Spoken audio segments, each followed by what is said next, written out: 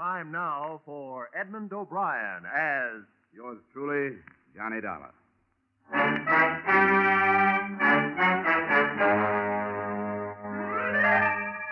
Edmund O'Brien in another of the adventures of the man with an action-packed expense account, America's fabulous freelance insurance investigator, Johnny Dollar.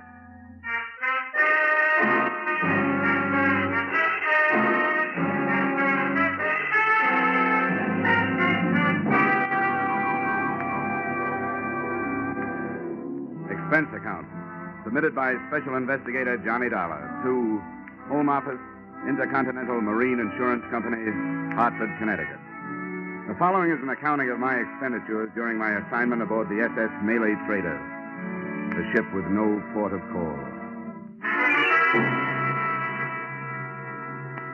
Expense account, item 1, $80. Transportation from Hartford to Savannah, Georgia, where, after pausing only to grow a beard and deck myself out in seaman's garb, I proceeded to the local hiring hall of the Seamen's Union.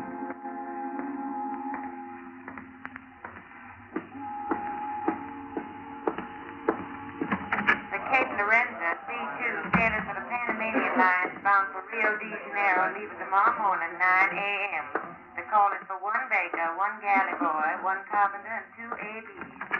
Cape Lorenza, C2. Yes, okay. All right, we'll put the call right through right away. Em, what is it? The name is Dollar. I'm signing on the Malay Trader. Ordinary seaman, special permit. Special, huh? Well, let me see now. Oh, yeah, here it is. Insurance deck, huh? Well, I'm glad to cooperate, Dollar. Thanks. Where do I find the ship? Pier 8. The directions will all be here on your assignment slip.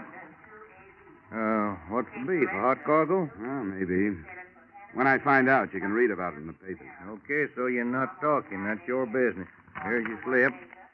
Now, the best way to get there is to follow the railroad tracks past the warehouses right across the street.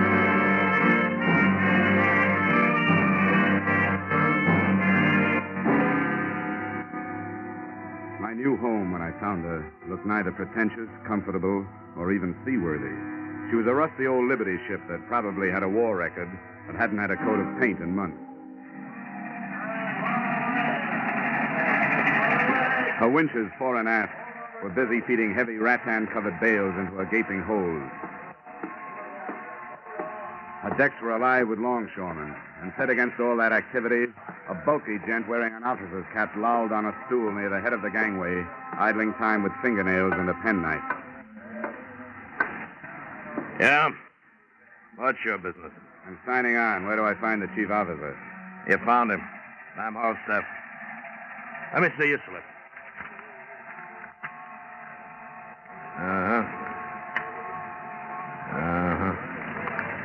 Yeah. Okay, Dollar. You're on the 4-8 watch, quarters of 3A. Just past the galley, then aft starboard side. Put up your div.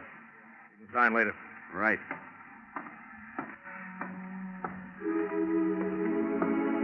So far, the spy story method seemed to be working. I was aboard the ship as a seaman, and a few seconds later, I was shaking hands with the man who shared my quarters, Al Rhoda, on a salary for 4 years as Intercontinental's marine investigator.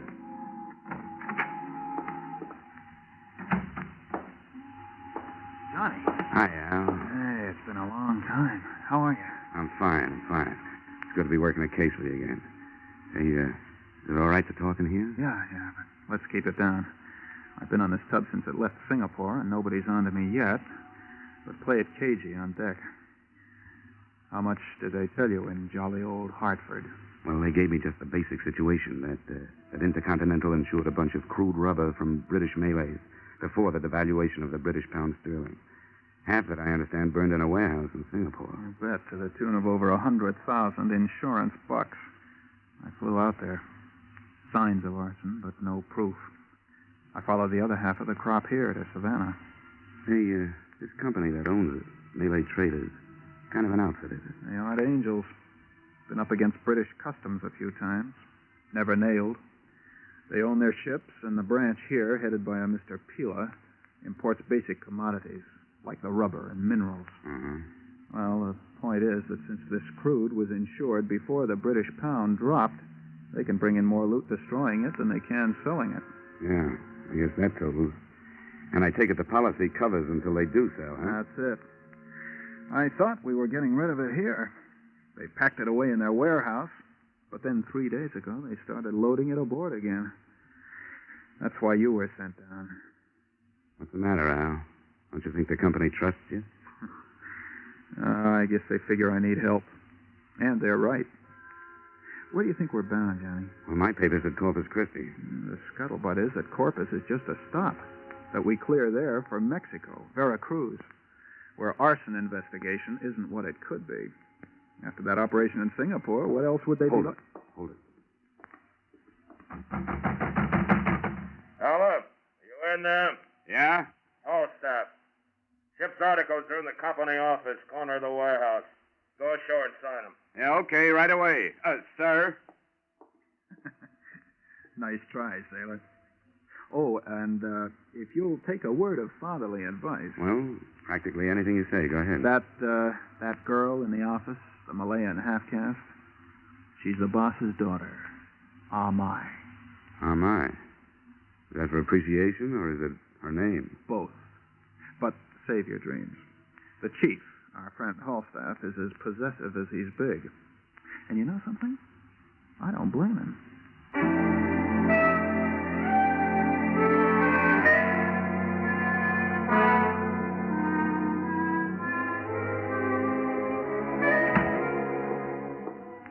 I didn't blame Holstaff either after I saw Amai. You could tell she had enough Occidental know-how to be proud of what the Oriental did to her looks. Amai indeed. Good afternoon. Hello. I'm here to sign the articles. I'm the Malay trader. What, please, your name? Dollar, Johnny Dollar. Dollar. Are you a very thrifty man, Mr. Dollar? Well, hardly. My name is usually the only one I have to my name. Your signature right here. I wish I were sailing with you. What? What did you say? That I wish I were sailing with you. I have begged with my father, but he will not let me go with him. Oh, your father's going with us, huh? I didn't know that. I will beg some more. Once again, please, your name right here. You have nice hands, Mr. Dollar. Nice, huh? Now, why'd you say that? I see so many hands here on my desk, so I notice them. Some are big and lumpy. Some are short, some are dirty. And in steward's department, some are clean from dishwashing, but all wrinkly. I see. Well, I'd better get back to the ship. Thanks. Thank you. We hope that conditions during your voyage will meet with your approval, and that you will accept employment with Malay traders again.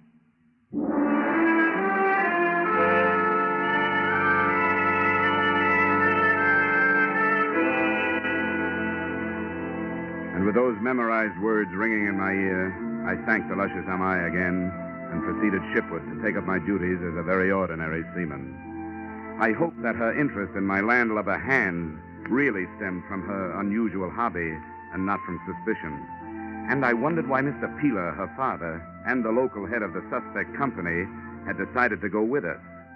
Had his doctor ordered a sea voyage for his health?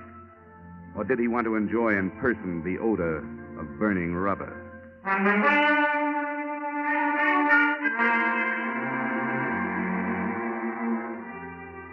The next afternoon, the cargo had all been brought aboard. The ship was made ready for sea. And I had sustained, along with multiple cuts and bruises, the ire of the bosun because I didn't know the difference between a preventer and a topping lift. But by the time night fell and the Malay trader was plunging down the Atlantic coast, I knew one thing. The sailor's life is not for me.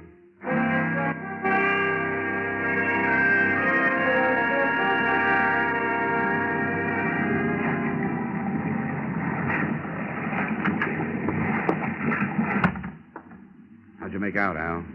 Well, nothing new. Scuttlebutt is still Veracruz, but there's something screwy about it, Johnny. You develop a nose after you've snooped as many ships as I have. There's something wrong aboard. What? Besides my seamanship. The old man? Yeah, a lot of little things. course we're on for Florida Straits, the readings on the ballast gauges. Of course, the displacement ratio changes with different oceans and water temperatures. Look, Al, that's all Greek to me. Ballast gauges, displacement ratio. Just what are these things that are bothering you?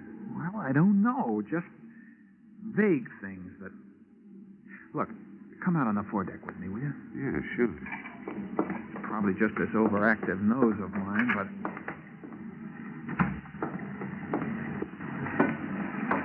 I want to get a look in one of these holes. Now, there's a hand standing look bow, and if you'll go up there and keep his attention, I'll slip into the escape hatch of number 2. All I'll need is about 10 minutes. I'll meet you in the cabin.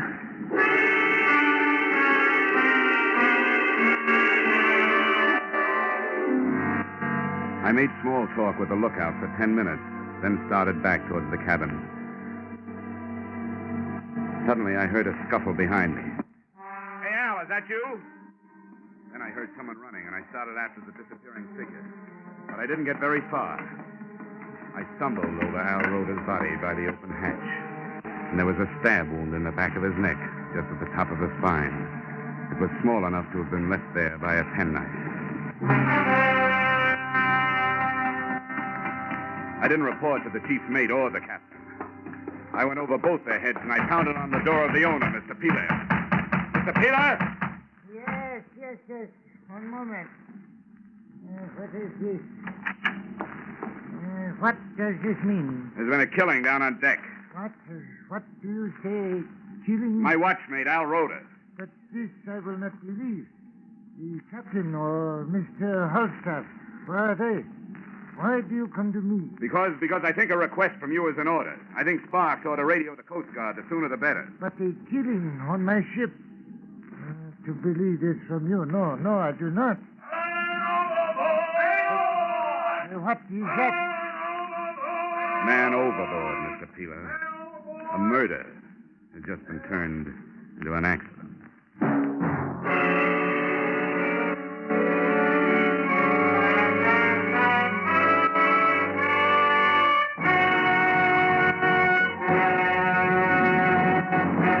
In just a moment, we return to the second act of Johnny Dollar. But first, Kitty Callan will join Vaughn Monroe's caravan along most of these same CBS stations this Saturday night. And on the CBS Gene Autry Show, the King of the Cowboys will bring you Ramona, When the Bloom is on the Sage, and many another Western favorites. The Vaughn Monroe Caravan and the Gene Autry Show are heard every Saturday night. Hear them tomorrow night in an hour of Top Pops and Sagebrush Symphonies. Now, with our star, Edmund O'Brien, we return to the second act of yours truly, Johnny Dollar.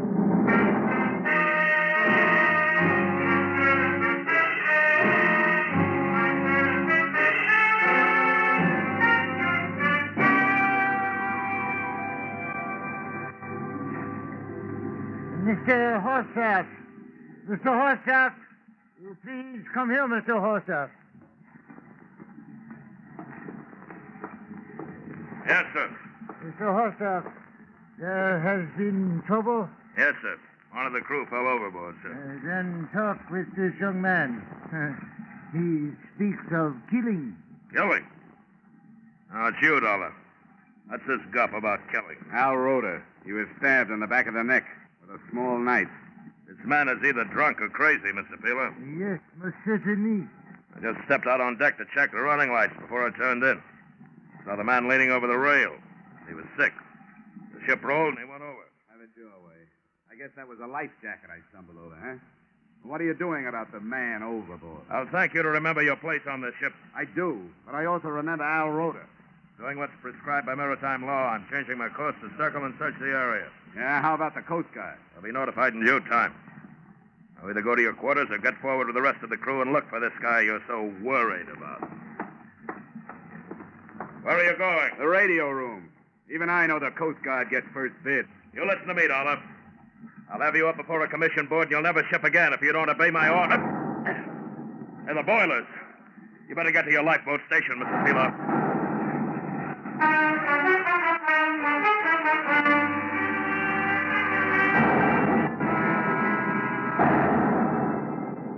Every time an explosion lifted the Malay trader up off the water, it lifted my stomach up with it.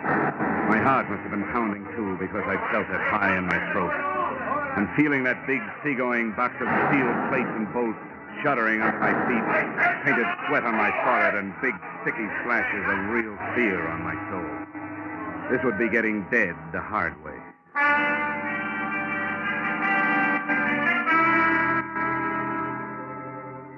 But finally, the quivering of the ship came to a stop, calming down my own vibrations as it faded. Then the tub started to lift, giving me a new reason for keeping my mind off of taking a cut at Falstaff with the closest fire axe. The crew got panicky as a bunch of kids in a burning school. And while they fumbled with the lifeboats, I took a last running look at number 2 hold. There were still bloodstains on the deck where I'd found Rhoda. And next to them, besides the open hatch, I found something that Falstaff hadn't realized he'd lost or hadn't had time to look for. His penknife, pearl shell handle, with an anchor embossed in silver. I pulled back the top further, moved a few of the sectional hatch covers, and got a look into the hold. There was enough light to see the cargo, and enough smoke curled out to tell me the explosion had not been in the boiler. Yeah, I had a fine case, except it was going down under my feet, and I'd end up with everything but proof.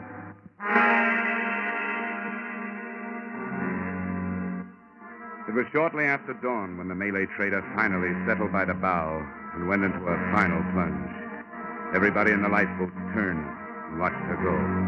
The water quieted over her, and the only traces left were the hatch covers I'd pulled loose.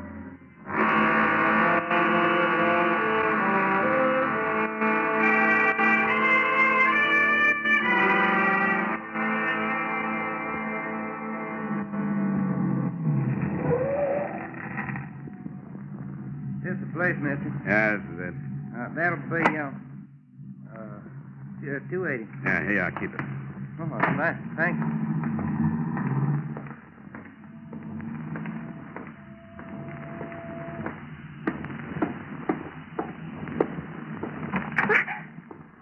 Who are you? Page 1 and 3, line 22. Ship's articles, you remember? $1. Oh, yes. But this newspaper, it says you're missing from shipwreck. Yeah. A guy'd have to be stupid or dead to be lost on a sinking like that. Everything was too convenient. Plenty of time to get the boats lost. Only 4 miles from shore. But papers say that... Yeah, they reported me missing because I didn't take time to report myself among the living. You see, I couldn't wait to get back to Savannah, get back to you and the king-size scheme cooked up in this office. Now, I'm not promising anything, but a quick signed statement might help you. I'll write it and you sign it. You talk about a scheme.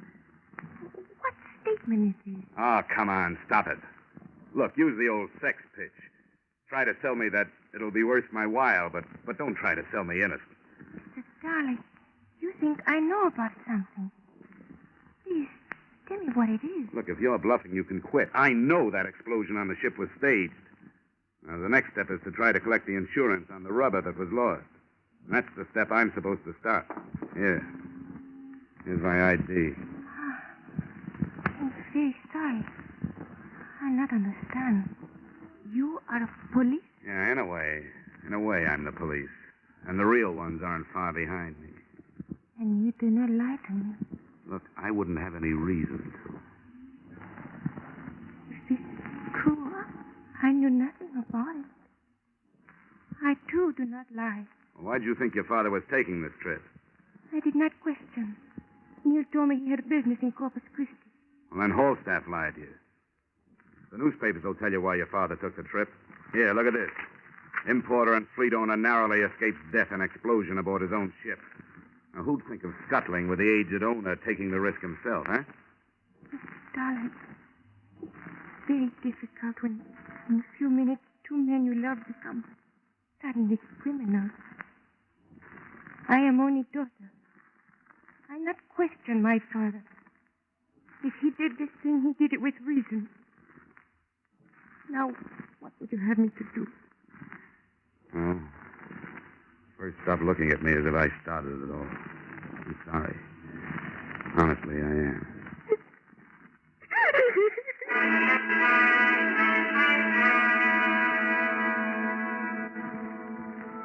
clear to me now that she wasn't lying. To hide my embarrassment, I read through the newspaper accounts of the sinking again while she recovered herself. There were air photographs of the huge oil slick the sinking ship had left on the surface, the only reminder now that the hatch covers had drifted away. The lack of wreckage was mentioned in the stories, and I remembered Al Rhoda worrying about ballast and displacement. I looked up the number of a local chemist, and I made a phone call.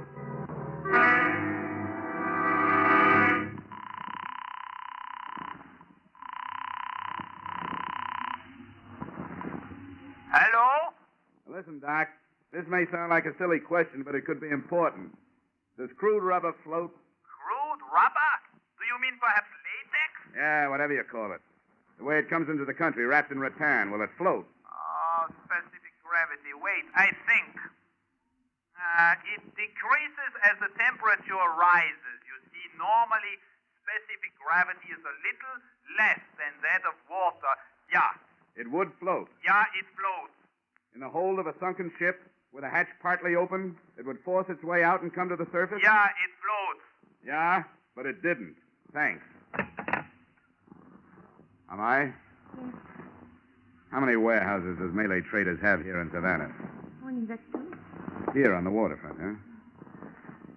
Was anything moved out of them last night? After the ship left? No, nothing was moved.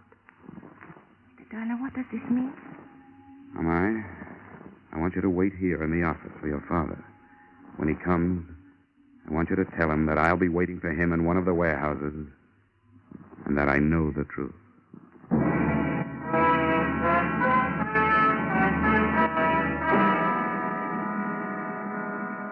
The Malay Trader warehouses were closed for the day, but my foot in a window opened them. Both were stacked high with imported goods, and I picked my way through everything from lychee nuts to ivory back scratchers. In the second one, hidden behind a wall of cotton Ceylon tea, I found what I was looking for.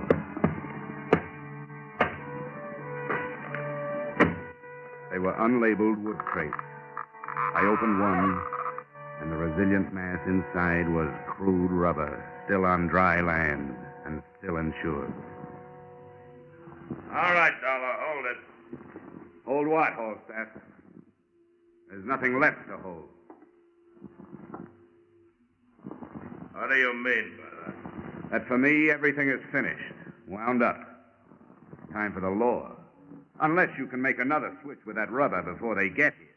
You mean that rubber in the crate? Yeah. Been here for over a year. Ah, come on. Let's not waste time. You and Pila and I know there wasn't any rubber in number 2 hold. You saved it to sell after you got paid off for losing it.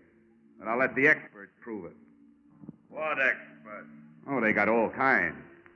You know, one group is going to nail you for murder. That's very funny. That's very funny. So is a penknife a funny murder weapon. But I found one on the Malay Trader on the deck near number 2 hold. So you've got a penknife, huh? Yeah. With a pearl handle and a silver anchor on it. You know, I guess at least 100 seamen would testify under oath that it's yours. I know I will. I only wish I could be 15 people when you hit the courtroom. The jury, the prosecuting attorney, the star witness, and the sentencing judge. Well, you won't see me in a courtroom. How do they execute down here, huh? Gallows, electric chair, gas chamber, what? Come on, tell me. Or do I have to look it up? They'll have to have more than they've got. They got plenty. All I have to do is match up the weapon with the wound. Look, Dollar, I don't scare easy. I could make a confession, and it still wouldn't hold without a body. What do you mean without a body? They gotta have a body. Anyone knows that. You're getting ahead of yourself, Falstaff. Did I say they didn't have a body? Huh? Do you think those Coast Guard helicopter and blimp crews are blind? Keep going, Dollar. You think a guy who's been a Marine investigator as long as Al Rhoda had went around without figuring how to do his job even after he was dead? What are you talking about? What do you think he wore around his middle? A money belt or a life belt that would keep him afloat? You're stupid, Falstaff. Give me the knife, Dollar. It's not only a knife. It's Exhibit A, and the prosecution will want it. Give me the knife, Dollar. I'll kill you if I have to. You don't want to shoot me, Falstaff. How do you know I've got the knife with me? Huh? How do you know I haven't left it someplace with a note to the police? Stand still. Now get your hands off to the side. Now hold them there. All right, now keep your hands still. Now just turn around. Don't move.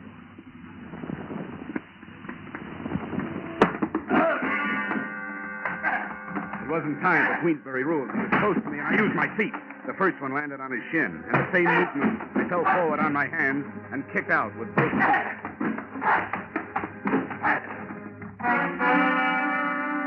Two sea boots into the solar plexus would have stopped an ordinary man. And after I gave him a couple more, the big chief mate turned into just that, an ordinary man.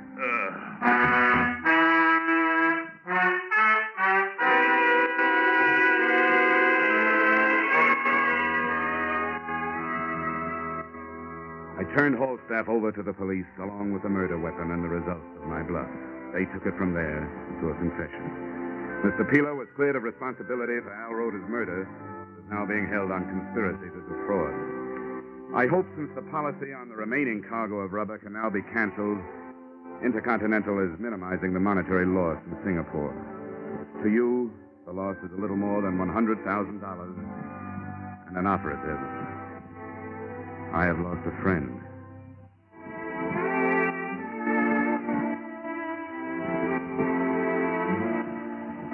Expense account item 2, $63. Getting my foot on a bar and my chin off my chest while waiting for a train to take me out of Savannah. Item 3, $80. Transportation Savannah to Hot. Item 4, $10. Public stenographer who took the dictation on this expense account. Item 5, entertainment. Same public stenographer who spent the evening proving that socially she didn't take dictation. Also that she was no good at making me forget what I want so badly to forget. The face of Al Roda. Expense account total? Skip it. This one is on me. Yours truly, Johnny Dollar.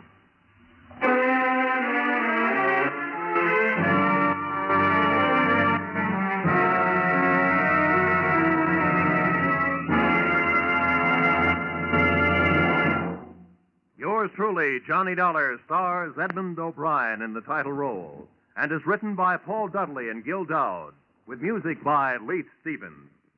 Edmund O'Brien can currently be seen starring in Harry M. Popkin's United Artists production, D.O.A. Featured in our cast were Lillian Bayef, Barton Yarborough, William Conrad, Elliott Reed, and Robert Griffin. Yours truly, Johnny Dollar, is produced and directed by Jaime Del Valle.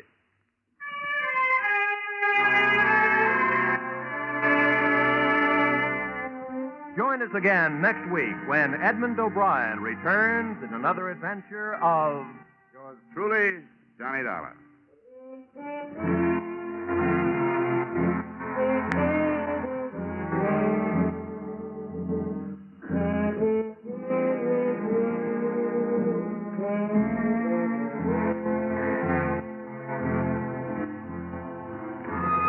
The Case of the Oblivious Angels, a true story of manhunt in Tennessee and Georgia, is to be dramatized on Gangbusters this Saturday night. The story will have narration by the chief of police who directed the successful search for the bandits. So for a half hour of real adventure, as experienced by our forces combating crime, listen in this Saturday on most of these same CBS network stations to Gangbusters' story, The Case of the Oblivious Angels. This is Roy Rowan speaking.